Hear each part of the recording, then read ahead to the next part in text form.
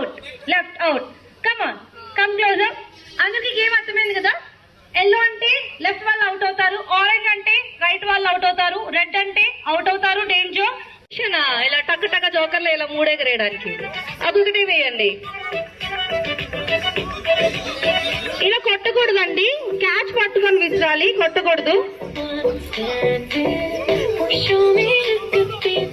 2, 3 go. Take your position. Come on come on, start అంట. అప్పుడు start.